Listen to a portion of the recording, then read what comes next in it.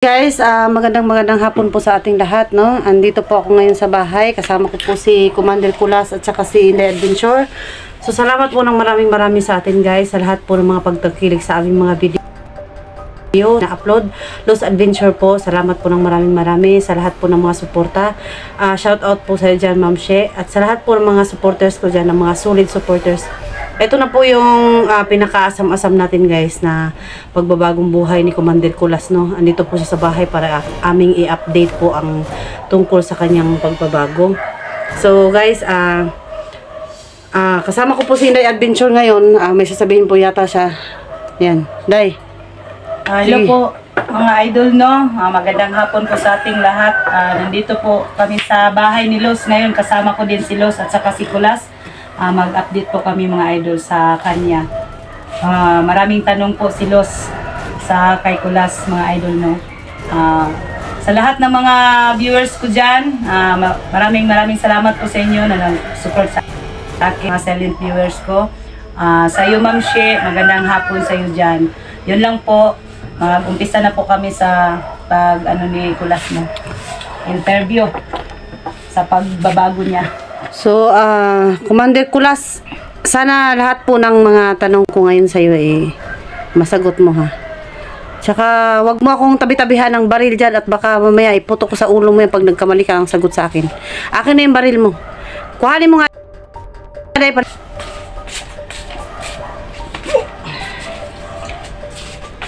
Yan, guys, ayan, kausapin po natin si Commander Kulas kung ano po yung mga dapat niyang sagutin. So, Kulas, kumusta? Yan. Guys, bago po kami simula, no? Hindi siya gumagalaw. Sakit po pala ng leg niya kahapon, ano?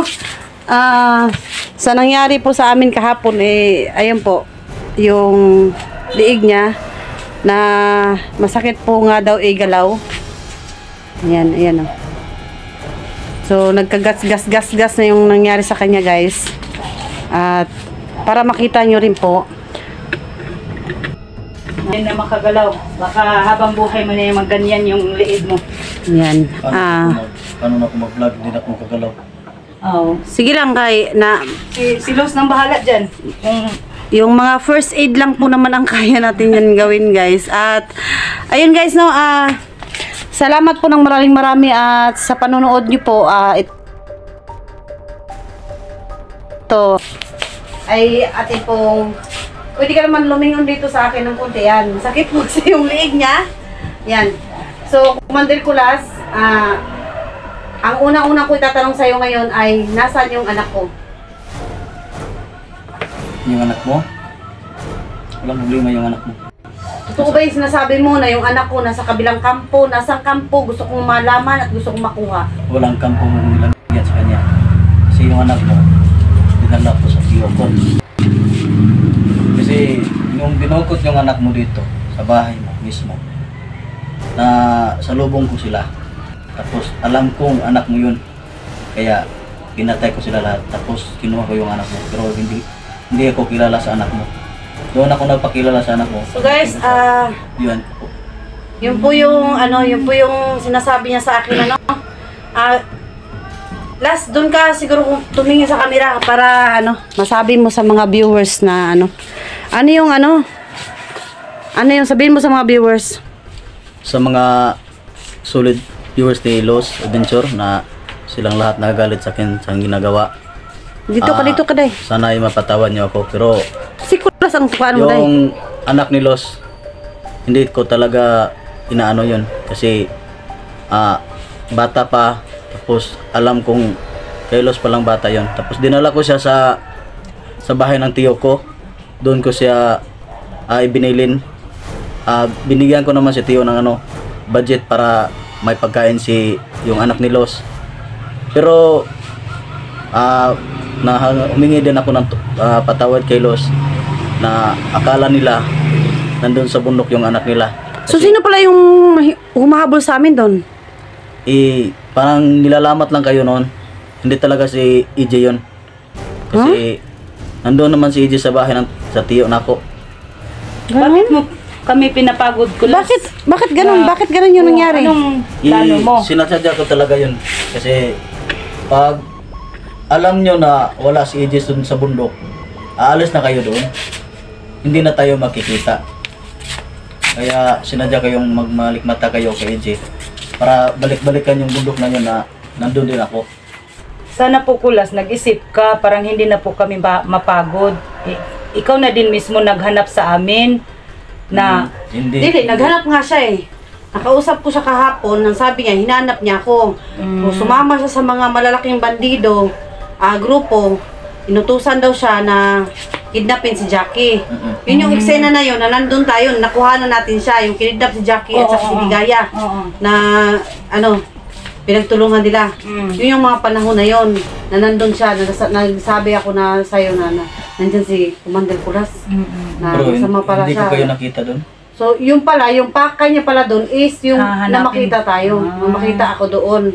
Tapos, yung time na umalis tayo sa grupo na yun, sa na umalis din pala siya doon. At patuloy na naghanap sa akin kung nasaan ako. Kasi sa grupo na yun, wala siyang makita doon. Wala ako doon. Hanggang so, dumating yung time na nakidnap yung anak ko dito sa bahay. Tapos nakita ko. Tapos nasa nakita lubong niya. So lahat daw po guys sa lahat daw po ng Pangyayari. mga pangyayari dito, yung tao po na kumidap na bandido po, na kumidap sa anak, ipinatay daw po ni Commander Kulas. Lahat. Kaya wala pong nakakaalam sa atin o sa lahat ng mga hunters, mga kasamahan namin, o maging sa inyo po, ang lahat po ng haka-haka ay nakambugard, na na kay kay Badan, Commander Badan, na kay Abdul. na kay Abdul. Lahat po yon. So, hindi po pala totoo yon. So, lahat po tayo, ako po, nag-expect din po ako na ganun yung mangyayari, no?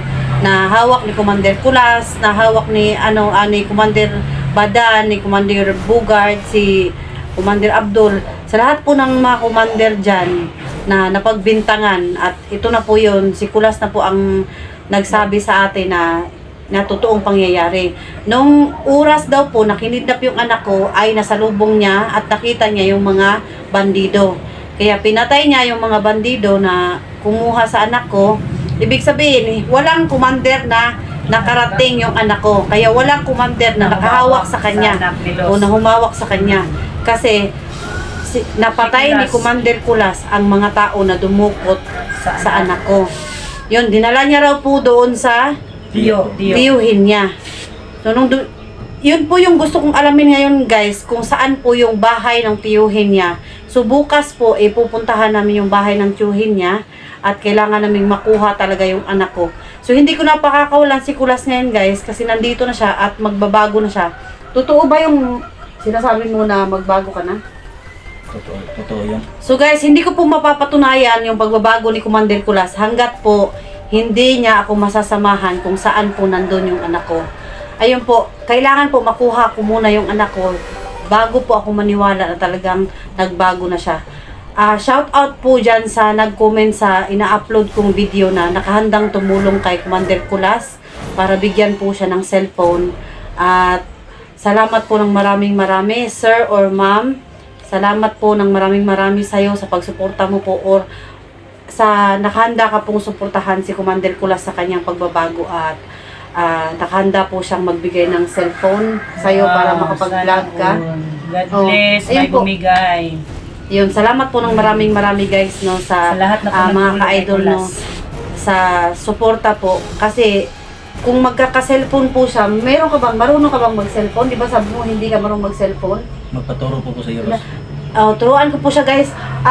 Day, palihog ko sa kanang alcohol day sa kagapas kasi dumugo yung ilong niya, yung tainga niya day. So, may lumalabas po guys na dugo sa tenga niya. Pupunasan ko lang po ha. Yun guys no, salamat po ng marami. Ako po yung gumawa nito sa kanya, kaya ako pa naman po yung gamot-gamot na yun. lumalabas po yung So, dugo sa tainga niya. Magsalita ka, Kulas, magpasalamat ka. Magpasalamat ka sa may tumutulong pala sa iyo na magbigay, no? Maraming salamat po sa inyo mga idol na tumulong kay Commander Kulas po. Malaking pasalamat po namin sa inyo lahat.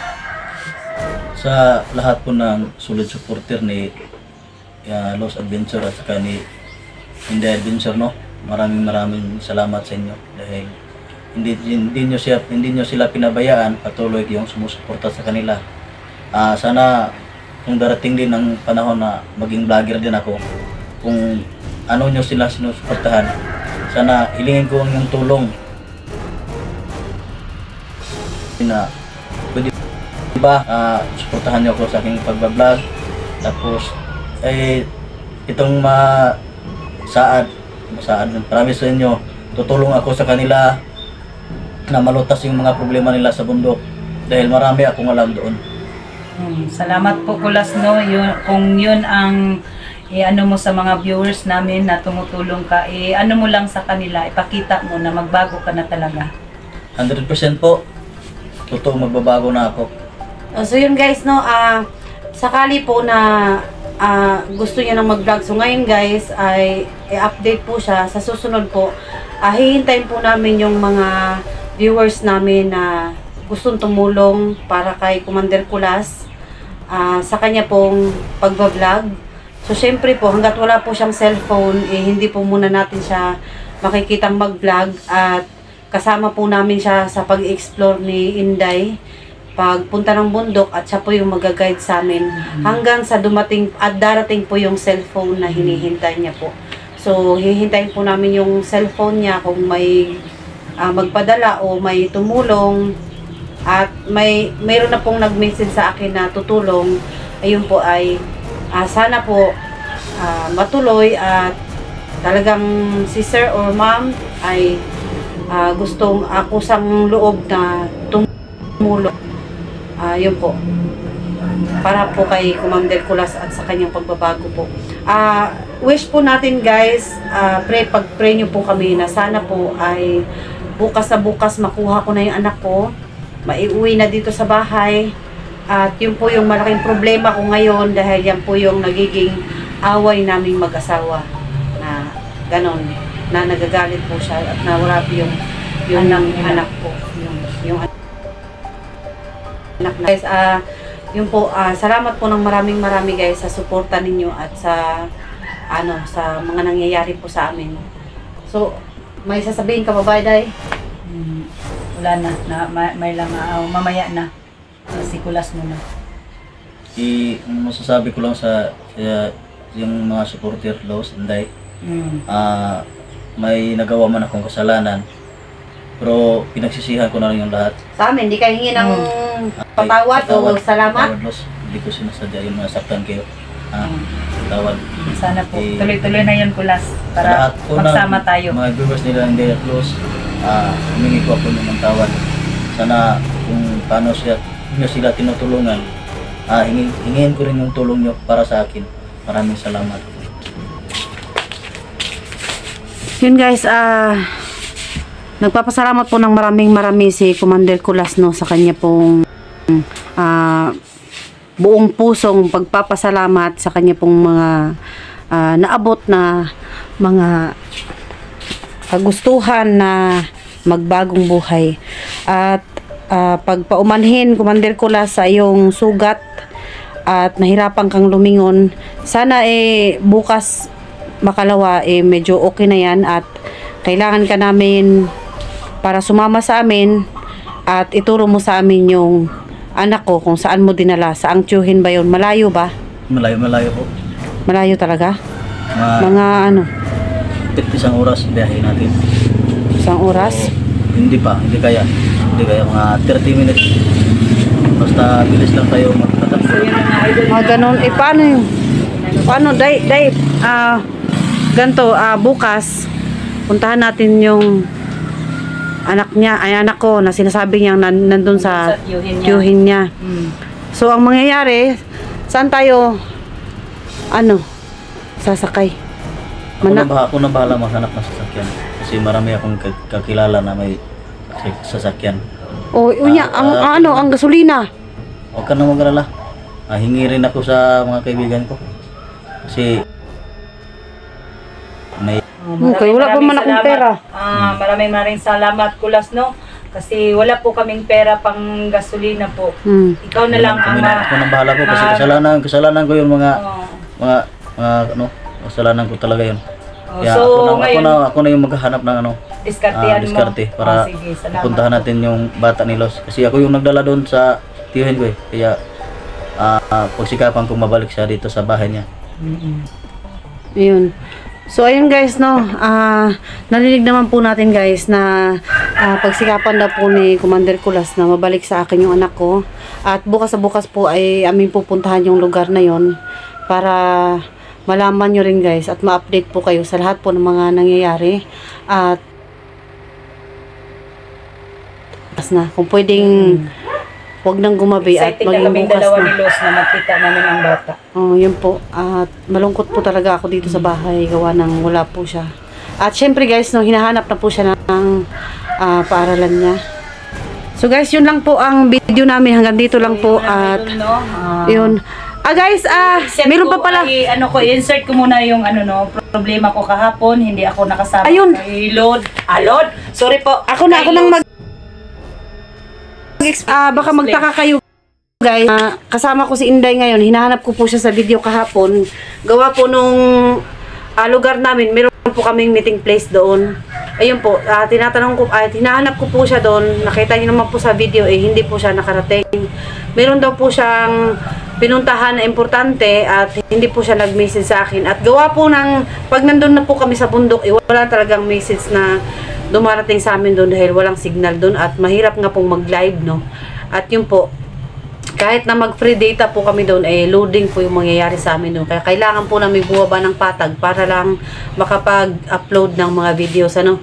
So, meron daw siyang pinuntahan. Ngayon, guys, tinawagan ko siya before pa pumunta rito si Commander Kulas para po sa video na gagawin namin ngayon ni Commander Kulas para makapag-update din siya. At meron din siyang update na i-upload sa YouTube para ma-update din po kayo kung ano pong nangyayari sa kanya. Kahapon guys, at yun, may nilakad nga siya. So guys, yung sa nangyari po kahapon guys, nakalimutan ko rin pong ibahagi sa inyo, no, na hindi po kami, pinili na lang po namin na mag-update ngayon kay Commander Kulas. At yun po yung kamay ko masakit po at namamaga siya. Ayan, namaga po siya. At yung nangyari po kahapon na pag sparring ni Commander Kulas, no, ayun nga, nasaktan siya at nasaktan din po ako. Ayun, yun po yung, yun po. Yun. Okay. Yan guys, no, so yun lang po. Bahala na po kung may bugbog kami o may sugat siya. At least ang resulta po naman ng lahat ng ito para sa anak ko. So guys, salamat po ng maraming guys sa lahat po ng mga support nyo. Patuloy po kayong sumuporta sa aming YouTube channel, Los Adventure po at Inday Adventure.